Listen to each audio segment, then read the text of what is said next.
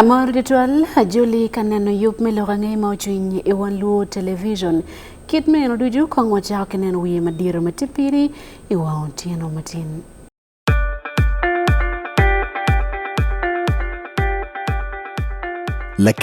At least the one thing for now we can all agree on is the soap to use. He likes that it's big and lasts long. Anti-economy. I like that it keeps my skin smooth.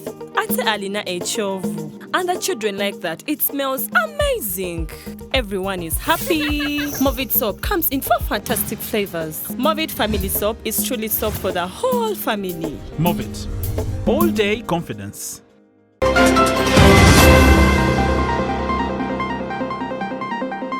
Dulme Uganda Wildlife Authority yutiromiyo shilling billion adek tone achela beach pe district kabichel marumo ma Session Falls National Game Park.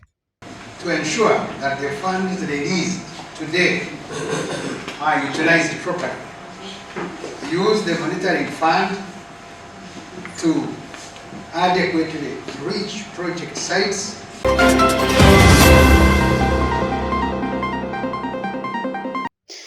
Dano makaro ali piara biro ya chel ilang to yobe menongo chul pidio ima ujongo yaro kibolo wakama ilao. Amejon wo pengi ogi no kope lawo. Do jami do to messing do ata.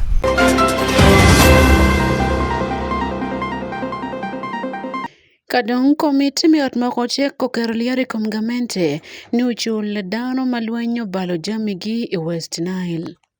They have about 1,102 claimants, and 96 of those have done. Afoyori ni dori man ayelo range mauchwiny e Wan Luo television and ya Sunday Akumu tin chia beach neldwe abungwen mitwimia boro mwaka alibario pierewe angwen. Dulme Uganda Wildlife Authority yutiromiyo limo duk shilling billion adek tona achela beach magibi poro pe district abichil magorumo Masho National Park makaber magigo yele tim dogen giti wacho en meleti man yobe miyo limo time kigankal minwe district dognat modoro ayoberu minister pilokum limo piny kilokum leitim man ladit Tom Butime minister weni mono piratarni gifo dan magiberu teng park pen gimiyo kony madit migwa kaberu man matika beru makel Madit bod gamente palobo Uganda. Eno tirani leman kijikore yomo poro wakala wala mabaye kwa padana magiti kaberu magi kina bena district minwe kido yam ikin kaberu moken mapol man district ya bichel pe Wan Luo television da chot mamewa saidi ingola oberuti gankanoya enkili report mamege. Dul palokok le tim obin ku poho le maron billion adek poina parabi ki districts officials amotene ki park me Mission Falls. Police district obin ku no lim maron million mia boro ka pa kiradongo district obin ku no million mia bero ki pera ngwen official Noya district obin ku no million mia bero ka para beach Pakwaj district million mia deki pera official Pasine district million mia ria pera ngwen bero Kau yam district biro no million mia rio ki piera rio. Minister Tom Butime mabino poko limano ki district official mabino bere kere kero menungu chente mano. Eno bino chiko kaos karachel kere wogi kuma beach me district official mautene ki Mission Fall National Park mena ni yen kiotiyo kere chente mano eyuma pe. I request the RDCs and chairperson 065 to ensure that the funds released today are utilized properly.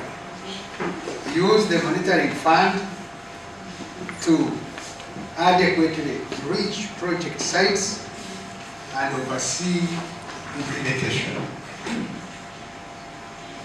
I extend the ministry's sympathies to families affected by human-wildlife interactions, including loss of life, destruction of crops and property. The Uganda Wildlife Act 2019 provides for compensation, and we are working to improve the timelessness and efficiency of these payments. We aim to streamline compensation procedures to facilitate faster claim processing, as the chairman of the board did elaborate. that we need to shorten, isn't it, the process so that the money can be given to the affected students. Executive Director Sam Wenda wache limeno obedo percent piero ariyo ma gijogo I dog gate mano lulimping gin ko chulo medonye I park. En wachi dwok limano botlo tedero ma otene ki park obiro chake makalifario kapich. En wachi bulimeno mukene billion maramo $3.5 tiema porodong ya doko limpa revenue sharing. Handover of 3.15 billion Uganda shillings to the communities that neighbor the Machel Falls protected area. When we talk Machel Falls protected area, we are looking at Machel Falls National Park, we are looking at Aruma Wildlife Reserve and Gungu Wildlife Reserve.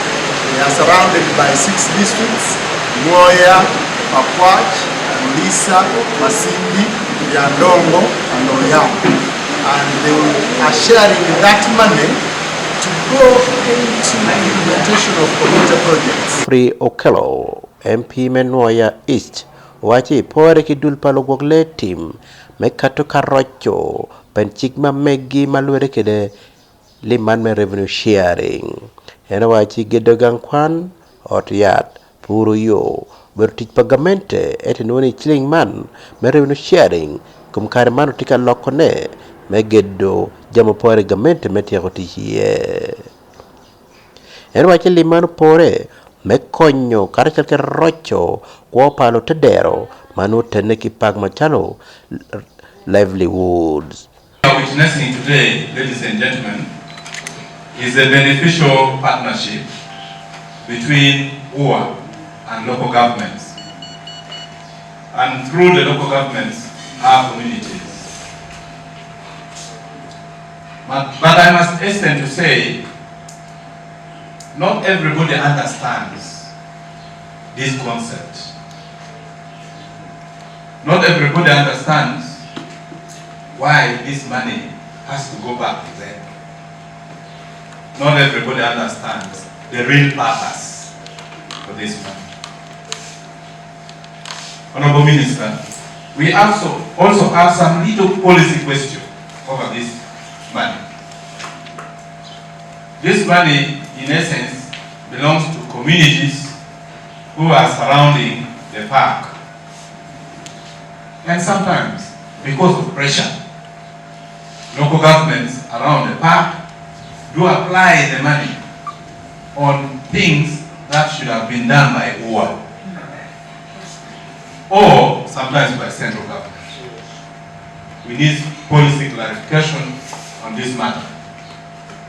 In my understanding, this is a fair benefit of the community members, and they should decide as they wish.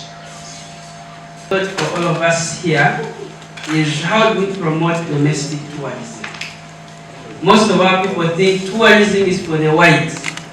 Someone will come from Italy, will come from the UK to see an elephant that somebody from nowhere has never seen. So how do we promote domestic tourism? Wan Luo TV and Saidi Engola.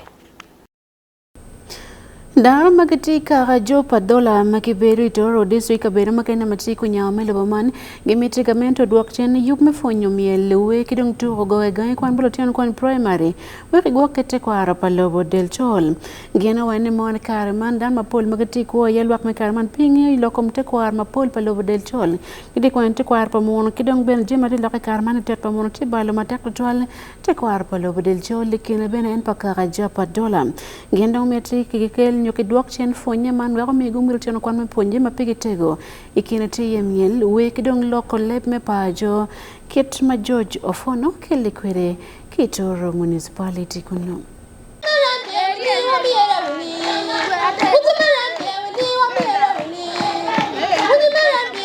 Wokishon wer kodi miel amubeda chiele kuom timpa jopadhola kanyo jo oro giki piny paka fumbo, tongol, adungu, ndara, teke, kanyachiel kodi milege maru thum magudo chunyi dhano kinene winjom. Aka wer manyandijo mel were kodi miel akor kanyo tiende ji wuotho irapim achiel.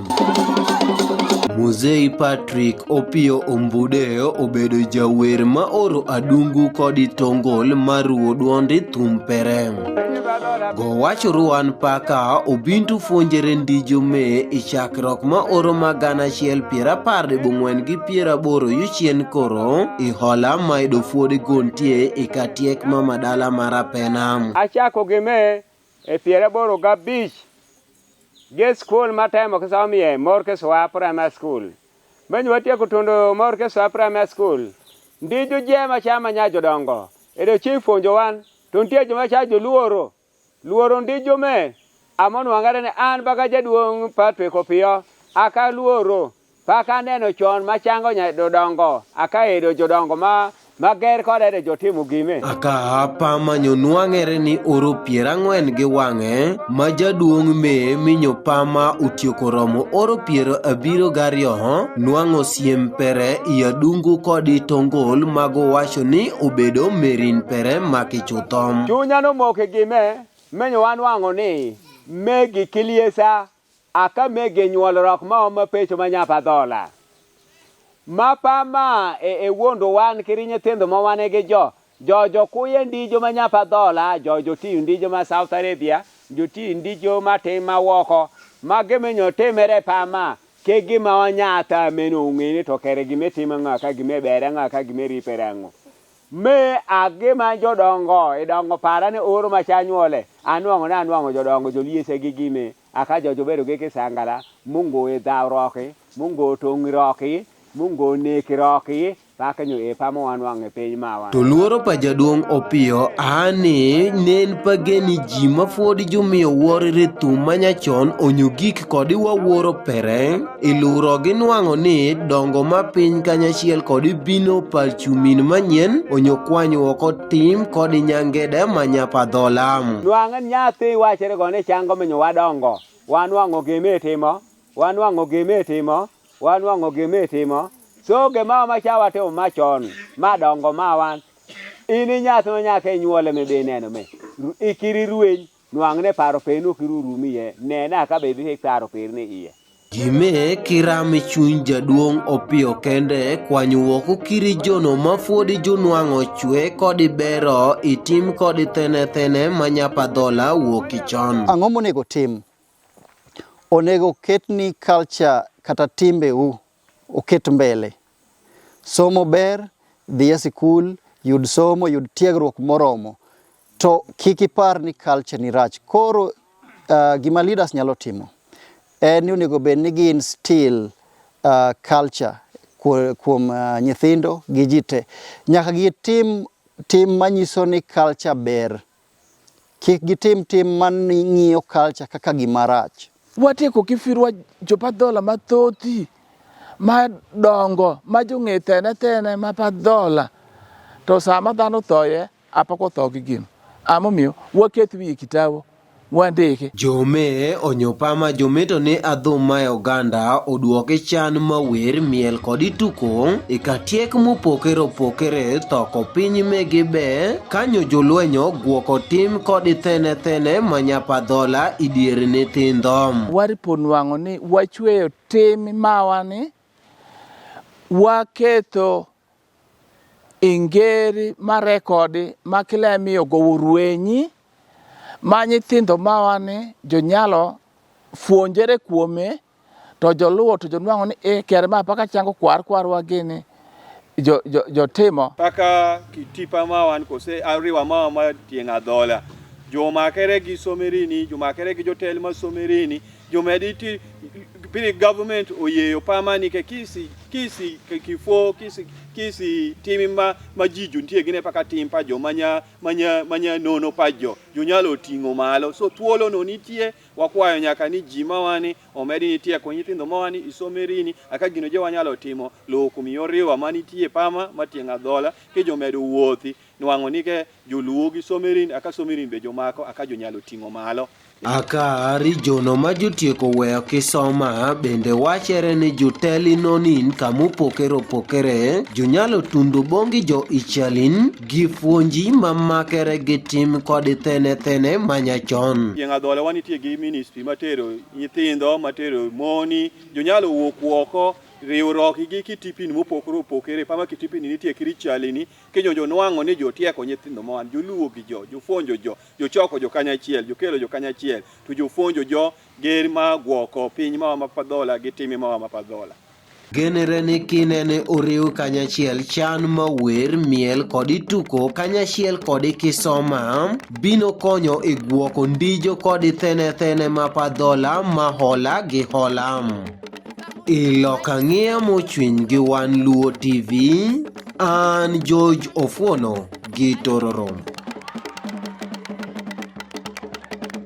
Gangkwan Kakure Seed Secondary School Matika Laki District Guyabo Kona Tie Yub Meketo Gero Man Mo Biru Odibur Palatiano Kwan Magitia Nyira Eni Gangkwani Mano Lobo Koro Pelonyorni Mo Lotia Nyarge Mage Pao Udi Center Pegiti Beri Yomo Pore Pian Nigiti Mirno Kalme Biru Choki Gangkwan Wekinong Funi Mapore Gangkwan Kakure Seed Secondary School Gangkwan Pagamente Melobu Uganda La Willofonya Me Gangkwan Ni Moses Ongwara Weni Mon Giti Gedo Ot Mo Botelo Tiano Kwan Mia Chil Manyira Weng miero lim chiling milion 250 weko tuma bene o ya gikne yario manotime kin Gangkwan ma kin lu nyur mapol mako belte Gangkwan man mekelo don lo eni kachel la chot mamewa Michael Onyeo beruti Kakure Seed Secondary School wanen konki boten.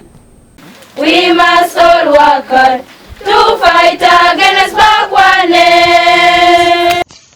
Idue me sukulu me Kakure Seed Secondary School District me Laki enanan gen romo bedo tienegi be kamwaka ni otieg wudo kiaro wudo kabo bedo me kiar donyo da butien man luber karachel keda yika meda ochako kunyo kameda bino gerie ot amidwe anyira me sukulu ni bino chako donyo butiedo ngatalo sukulu ni Moses Ongwara wacho be etie karachel kede peko pien idwe atut awokun ka bedra bocho likamitie kada kitwero butie. Sukulu ni jopiny ogeo do ka government oko taking over kede butwan jopiny wala government school.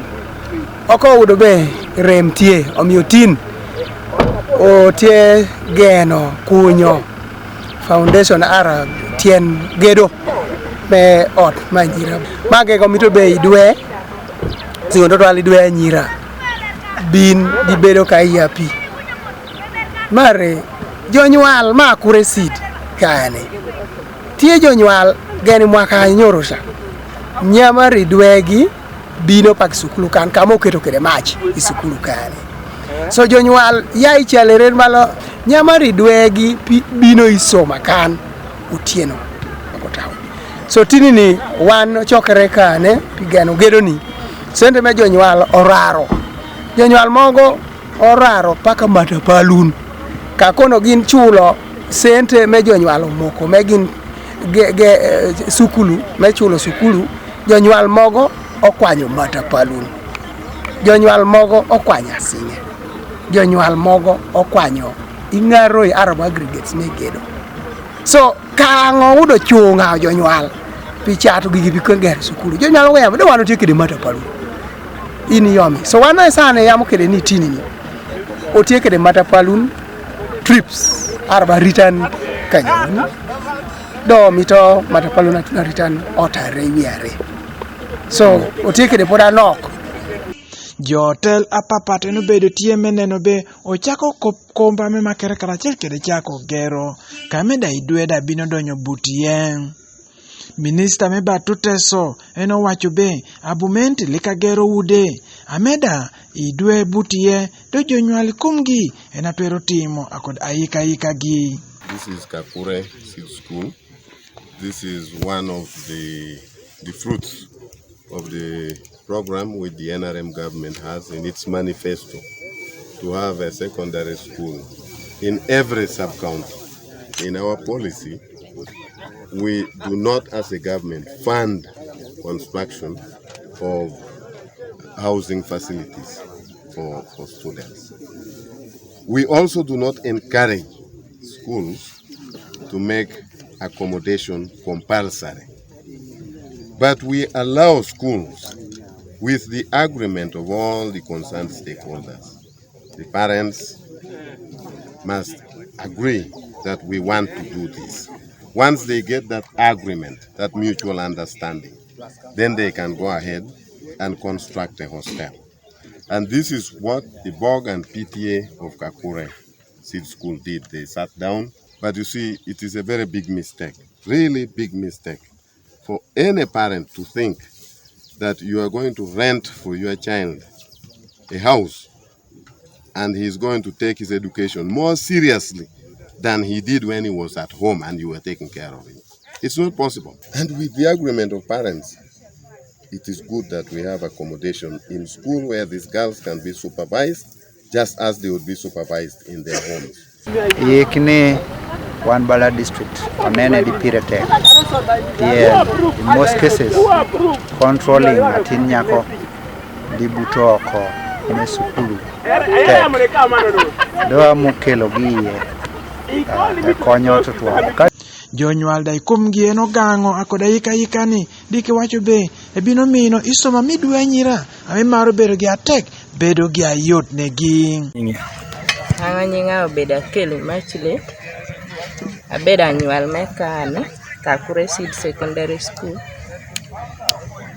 atieke da tin asomo senior 1 mianga te paro bo gero hostel manyira ebedo peko butwa sana geno karama sukulo gere kede anyira wa bino imiere ame itie ate risk me udo peko sina yote kago bobo manyira mogo pango ude I center itie kede goro chuo bedi center kagoro mo penyo gi piento udo tie jamuno moga megi rem kede giko udo atama megi ni kosobolo pi udo ni ibutuogo chipake kosobolo pi mito gele ber manyira buto oko eno mianga te paro be miero gerdo dometri meweka nyira wada udi so maber Gemio anga yambe opore kelo idwe buto hostel idwe let pore buto ko hari centers kano ude rach kede idwe ponga chego ango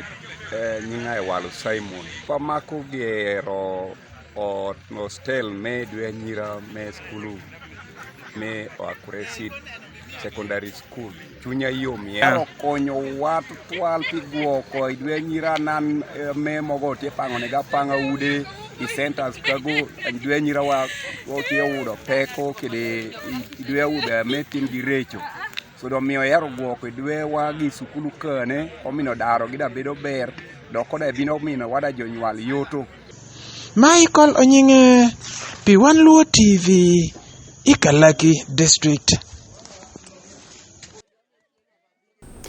Afoya na report kibot Michael Pidolo mawote megangkwan Kakure Seed Secondary School mati Ikalaki District. Kilao dano makaro ali piara biaru ya chele mwakaman genti ne gubono chul pidiema gen guruenyo ichinglu yak dim akikara moja iya chake ba mwakale ba chelmia bongwan piara boro kiwiye niyo kwerwe piara nchake piara boro ya biro omete kwera nyim dan mapol me langro indien kikebene die kido peo kido ngrome kin mukene ichinglu yak dim ak en kikara moja maben kukwanyo kwa pa dano mapol gwa orika bene mukene gubra yak wachama dano furu kako gwake der mameki mwaka pier dek ya bir me ko kono lok mane chake mwaka alibrika pawe chel lwa ko dorgamente wake chul ka bene koto yeni mon me chul jembe dan mako balge kare me lwen ke bene kare en malo le go berka yakod yemi padano ila sub region ke kono Jasper Igwel ayobo kele lokman matute pe yob me lo nge mo chuni itikana ne ke Wan Luo television Mahdur mi chel mi bongane pier boro abero langa merekti lonyo medohi lawlao bino dongu chan achala dogi ma ko dog makar mojong iber ke kara me chor lo blan e ka to yak ko jam magi dishu yak jam magi ching langi utawa ko langi ke ko mo karo pira deg ya bero abon ko la nyamere gino tikere e doge chengi ilo kere Wan Luo television i chengario i wang tin mo lel pekati go mala pachi ya pa district i mat meri otero ngo mo bino timere ko me odiku i kar mo lok kame wor me yak do ki ya pa o ber ke kar me chor pa ture e ka to gor ka pa yu akon chwara jopri adupa opo tengwa higwa ke ko pa yu te penyani adiang ti kwen ana ti kwen ti kucha ni ti kwen ko ni ti kucha jo du suda bira ti makakite amana ni te ko ni akogor ti kwen an to ko ni ti kucha ti ko ni apa ko an ti ko ni kucha ni ram kilometer di ana ti ko ni adek jo ken dung tiang wai kang mogu ti ngora no konya piedu kay mogu i mat meri otero ni manana i kar me dongo gore lohe maga menu ti gina pol mago rio pi chiro kere ke jang tia diogi bino penye kere pi ma mara kaname ati ngwa ko hat ti wulu tu lia lura lia ti nu ti ata gulo ci ka chona re ku chwe doge nu kedin lura do lia lura ne chop ati ringa ria rumi nyim ko ate me yu pi jomar ngito mar tum ko da de ngwa ko chop da lura ka ligi mani chana da mi nyu pi jo kan gir nu ti ngwa ko aya ngato ciel ti ru pale cek ru pale me kombara ciel mo wala ko te ko bani nya tim luenyo ko jo dong chen cha ja ne ho jo i cha du gin ko bakiti anda ti wor ko jone da ti wor ko apa da ti twal wor ko nge waru poni lum ati don yot ati tu jamina ti pungoti yo ati yir ti don yir tu jam ti poli nge wat ti mule jamina ni ati wor ko lum ikara me kono e bini ber kede gum mitelo e kin jo magi amenu ti pong pa ture e kete lar lum kon e ber kede kara me tieko chako diku na hede wor chaba dong da halieti di wor en kono tiro kita me dong e bini per pono kede di wor ati lute yakina dulu poko tuanu tie agole loka yira akara ketuni ye petuera wala mango khera chade kacha ati burlu bu yati richa du binu por chup pili chup kam chude na por ay burlu ngiti ka pian cheng jon da papa pi cheng kon pelo yora anati yanya kwana ati kon ya ta ko do kana te du bedu da du ngba ati konya a jone do ya jam do wot richa cha do ko wan du tu bedu bogi dong ti cha ko gweo ko cha no cha chel du ti ram ko tu bedu ko do naha dik dong jon du cha do war ka Olohe magi ame nu binu ber ker kara me choro yillo bulao kono tiu jama rejo i de wor kere di chenglong i mad mere o teteto kitame mon kero tina tino menu ti kom karna ya binu ber kere den chan mon nana chan la ko buri mon na ral la ko bal mon te buri mon na me yel mon na raj magu wor ker to wake yodo kala wun tor nu ti gok mon tina ni ko ten ni buru ker telum Teni buru ka tena chelu ba ko wi ga ba du nu du lok du ti du nga chega du gugi ti agwe mun du tu cha wario tenu kan to bol ko wi lum wi ga ba mal nya tena ko joter yemu ko nya tin cha ke ko yido mir ba ko cho chware jofre chuda menu ti kede dohi diegi punni kede rommi e chalo jamma me miro en ber kede payi tu temena ni manano payi ture dang beraber en kono tiro ngo amedong jomagi amedong bi chor payi ture o bindo ngo cho ta wot kede aya mogunu ti apuri nget payo dongo beo pur mogo woro kede beo do ta ko mudu mogo ko mi kay na ya ayo duj pok mogo ken na hawta bino ngolo gudu kam hawta mako yo atina lubu ka gudu wot kwen wot yo kokoro ota monu apon no ko ramadu ti ye manu ducu rek tu tur dogo to te mude madu duc madu ti romana amadu nuti cha dek amanu puru ti payo aya jamu kena titino ducu ko rot girgin pe wang aya pono nutie go dang go kwanyo ko punario do kanuti do perangmen manu we ko duc kedi digi pierio pieni ka na ja monda pe binu pien monja ngi karno gindanu tie lum no tie monyi monja kita ma ginu tie ko keni gindo tie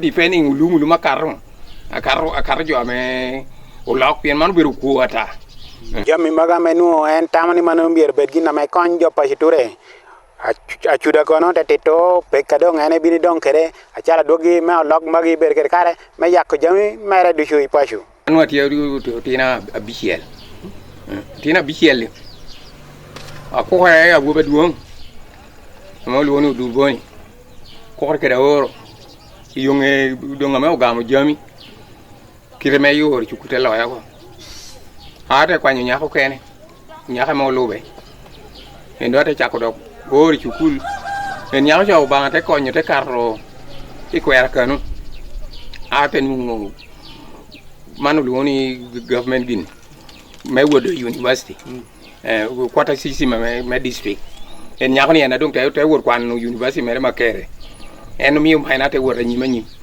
ere jono keni en duj awobang weni durgi ya bichel eno keni gi hisini na rio eno keni gi hisini ya chel a jonda dum kwan gido te gi kaka mani bien bupu kena dum nuan romo nu ginu ame romo konyo kere tino ni pe da do te duote chako do kwanyo bulobo mo chatni a choro ate nu ni kado ko man lobo donga atumo ko en ginna me pe kame mai doki okela me obe ko na lit ame protein na be te ko no kanya yo me ge kar na hemu da wan puru na kere dog dong cha kere da nu ti wan o chiro eto me na wan chiro en konyo wa ma mara konyo wa me pur konyo wa me kwanu tino mo char me kwanu tino peki me yak jami te dera mati la mo log magi binu ber kare mati mo binu we ho te dera mo ber kare me ngwe ke nyim ki ho kana ma te ter gini gamen te kot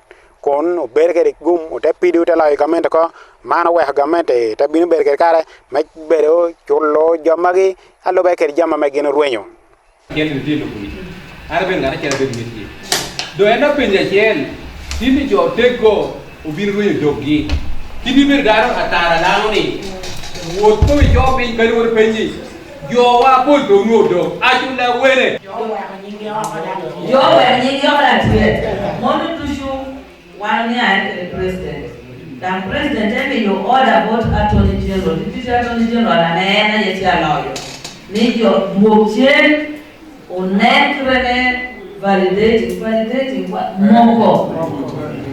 moko do et video article mewe okay yo ane don wahane ya me gamente dia me de kere cholo dokalangi amo bino ruenyi kar mo lok chor ilang gamente do ber kar me yo data ka tut me pier biro chel ilobo la pi jo ame aber kar me cholo gi kon data ka do kene ro tut me pier bi chel bin chen de kene tom amo ber won kam me la wo Clement en kono tero pe ha me bino chao nen ikarame o chao do yoba me cholo dokalangi peka me wano bino nunga tek total gamente obino sad lining wa kosho e kato do ke ching MPs te do ke ching RDCs te do ke ching disos te do ke ching kaos ame jon wo pengi ogi no ra ko pe lawo do jami do to messing do ata ete kado wando wo ropo ja tone general atone general ko man no jo ameti concern obedi jo amo pido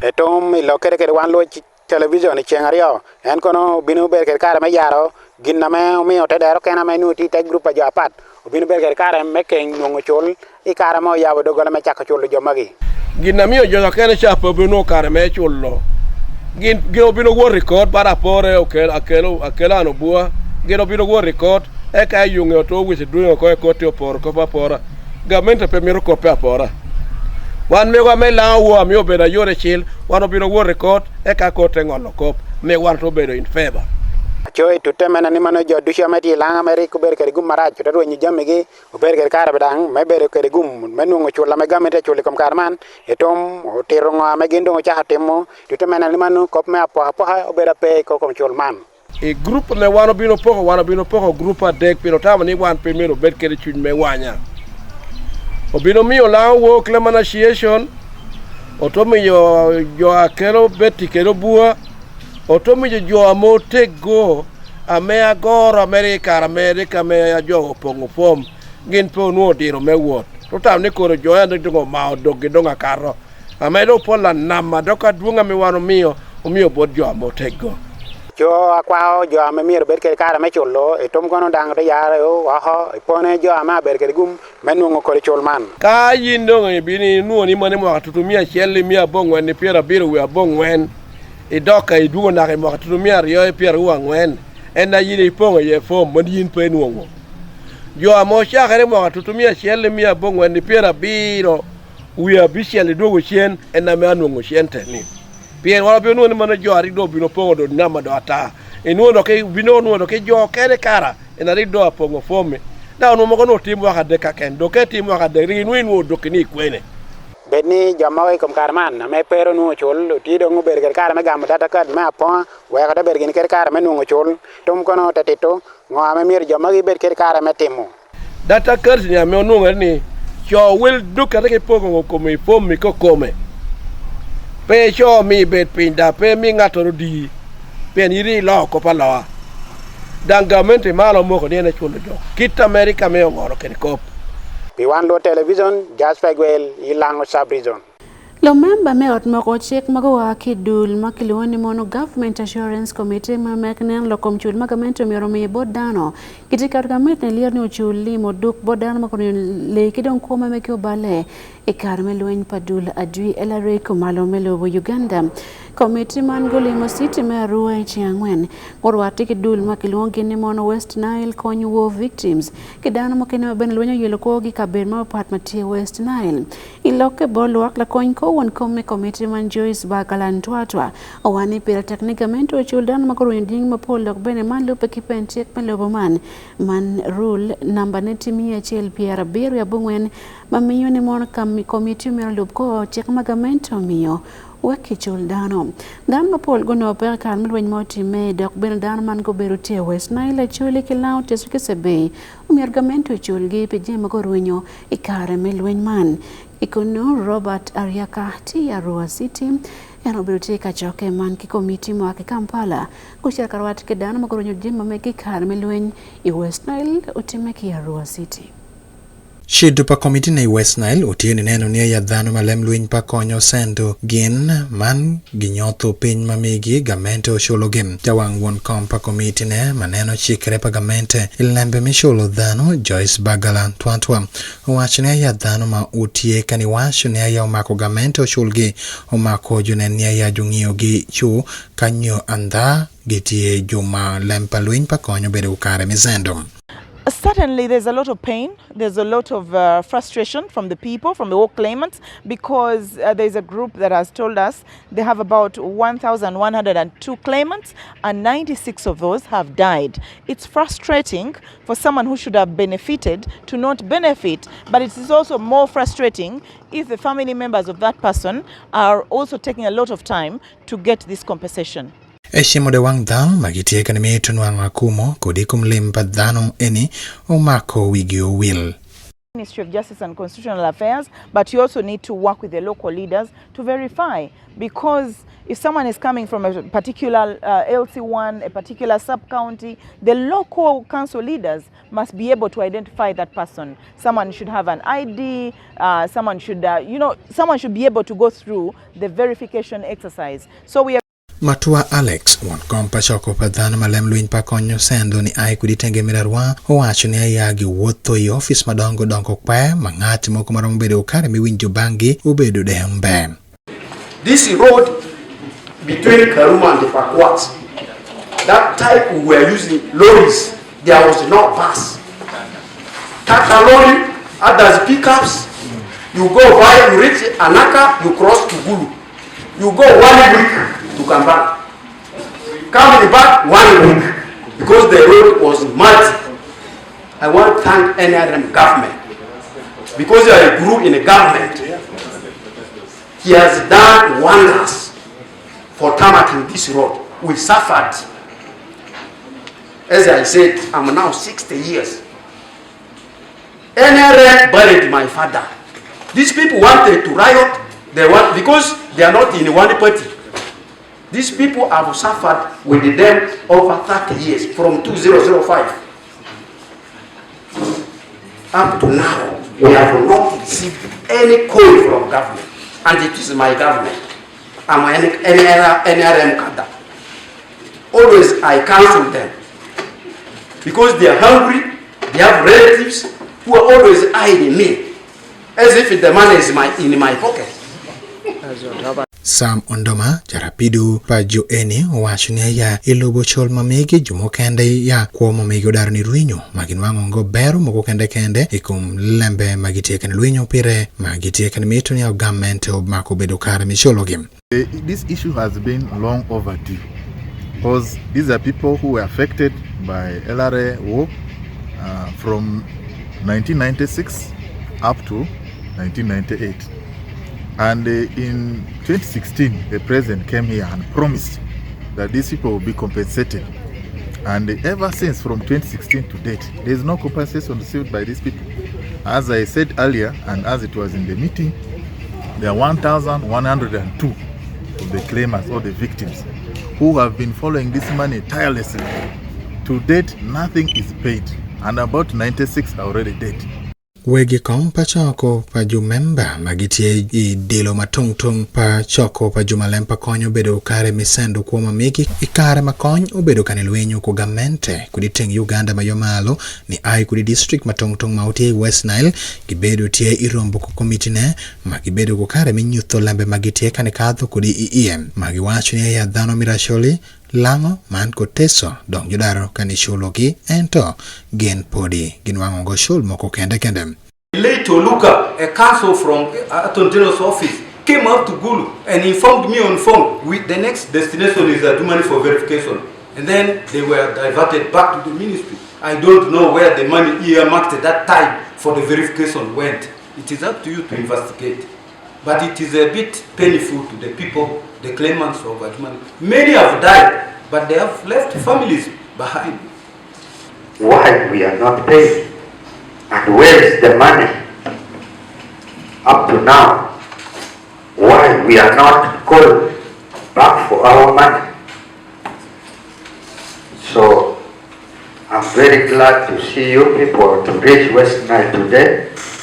I think we can be helped through you. Pilambangea mauchwin Wan Luo Television. Robert Ariaka, Dennis Oringi, West Nile.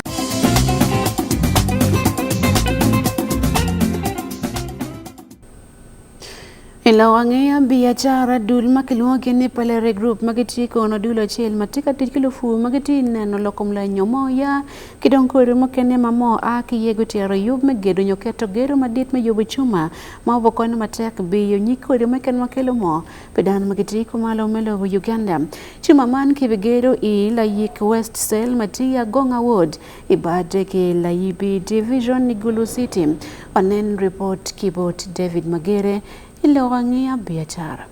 Pelere Group dul achiel matieka tich kilufu mapuru ya kikodi moko ma kiromo biyo mo ki ye ma ikingiti ye full nyim soyabin ki sunflower kono kutiego tiero pigeru chuma nyo factory mechako biyo mo ya ki meto moch jami ikom jim ma aki ngom.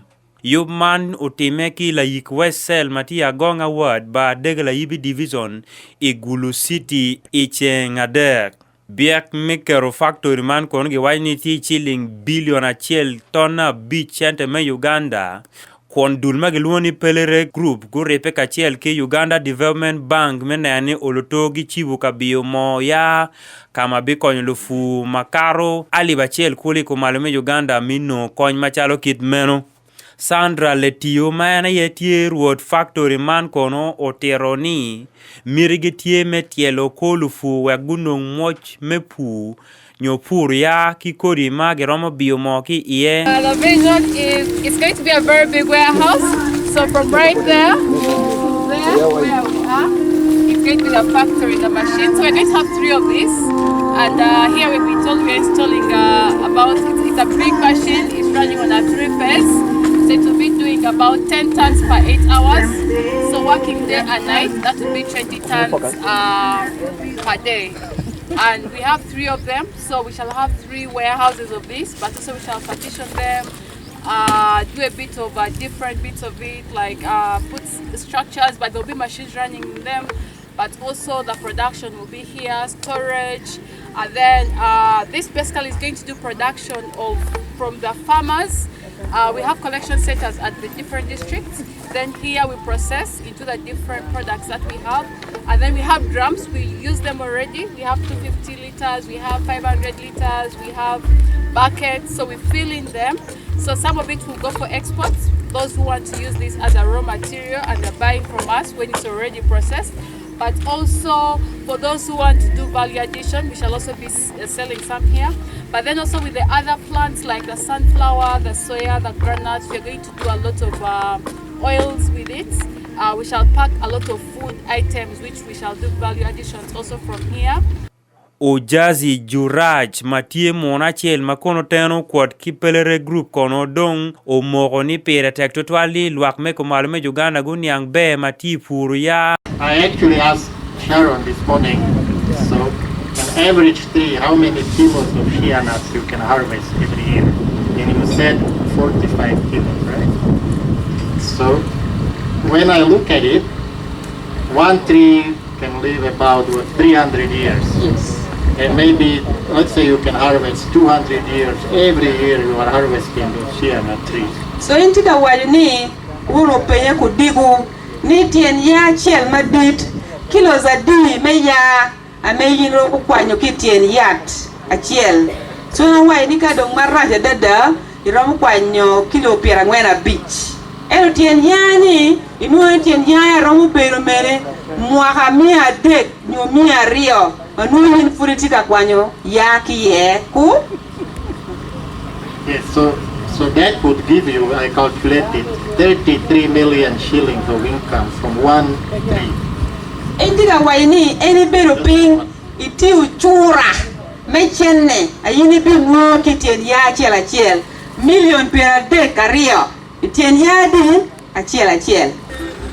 Yung Chel Samuel Becker Ongom Matie Ngak Mador Uganda Development Bank Jaime Kumaleme Uganda ma office kiti Gulu City Kono Teroge Terne Gen Gidonye Iwinye Kachel Kipelere Group Konge Miege Lim Den Magen Gebecholo Momot Iwel me billion Achel Kinuchu. UDB is a soft loan.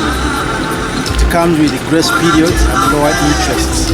It's paid after a period of time when the customer begins getting cash flows.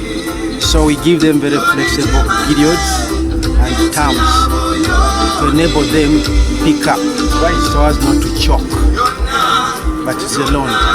Yub man kono moke lufu kilo der mapoli kono otum mafora dada kama gitiara tie geru kaberu meno gin magiluoni groundbreaking ceremony. Dok Perere Group tiki geni lufu maromo miliona chel me kumaleme Uganda gi West Nile doinge mwaka maromo angwen keken giromo chako kelu jamegi me ameda moje ikaberu meno.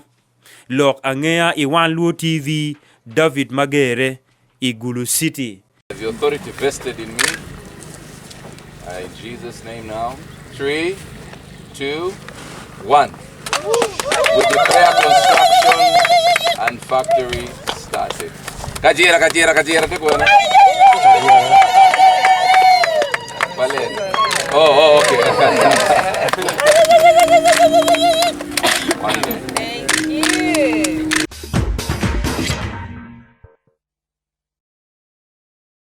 Ilokom turo langwech madaro palobo Uganda mabeno lo emeti la silva ingwech mo Olympic me mwakamani Paris man ilobo France otero miyo tamni mon keneni ke miyo kerkrotian kwan me kwan mafut pia kuchako rotu wiki lokom turo wek anyem gibeno betie Peruth chemota yu lo emeti la silva ingwech pamon man kabenenti kadiwichan lobo Uganda wek dako chak yu peturo mo kene makilwani mono Diamond League meneni oroto ibero tie turo botime Rome man i Italy itumbadumia bor ene manen report lokom turo. Ikara meno ngwejo ka kelo deyo matek botlo Uganda to Olympics Mountain Mai Tokyo.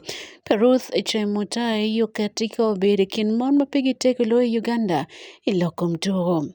Inge medo dok meti la silva ituro me Paris 2024 Olympics endo nyorati nene tiken mon ma queen lo ilokom turo lo Uganda lo omior kenen gitil de mapigi teko. Mano food piyo aki France ingetia ko okur mege meturo eno logo ni mano merkinene lotien ko beri kar me kwan matek twalo lotien anyira kaben ke kony gin ilokom turo kama twale turo makingwe ka kali man steeplechase men kena yetikin mon makituro turo man ilo Uganda. Chemutayo paramataga kilore mikinity Nile Breweries, Sanlam Insurance, MultiChoice, Kidong Moken Mapat Mawakati Kwedekine Bene Plus Paints, Magitika Kete Matek Mechat Belokom to Palobo Uganda, Ibilobo Kolom. Being at Olympics, what it means to you and what it takes. This is your second Olympics? Yeah. Yes, and what it takes to be at the Olympics. My name is Chelanga Sarah. I'm ready to represent Uganda in Paris Olympics 2024. To be an Olympian champion, it means a lot, and I'm happy to represent Uganda. What sacrifices or what does it take to be at the Olympics? It takes a lot, hard work, and be confident in what you are doing. This being your second Olympic game, what are your expectations? Should we expect you and I to share the $50,000 US? Yeah, I'm ready to represent Uganda, and I'm ready to break again a national record, and to do my best. Eturo me Olympic tin Uganda tiki jo Rio magobo ngwej me mita pamon man mita alibapa tiye Sara Chelangat ginki Anet Chemingich magobo chung pelobo Uganda. Ingeye lungwet macho gubo tuwe chia bichel enino meno Oscar Chelimo oburinyo ngwet me mita ma aliba beach ma gikine kabene dong turo man obutumi chia chabit kingwech pamon. Ng'wech ma obutime chieng' abich tini chawa adek gi dakika 57 Sara Chelangat gin ki Anet Chemingich Chelangat gobo ng'wedo pilobo Uganda e ng'wech me mita alibapa. Kadoi chia bichel man ng'wech pacho obedo chawa adek modiko Uganda tikulo ng'wech adek Victor Kiplangat Stephen Kisa kidong Andrew Rotich Kwemoi. Ing'wech mag giki moken mechia bichel mobo bero chawa ariyo kidgeka 50 mo otieno ayeti afuene no report lokom turu kelo ya giki pe yup milorange mo chin tin kan ania Sunday akamo metekene no wa afuene no Wan Luo television.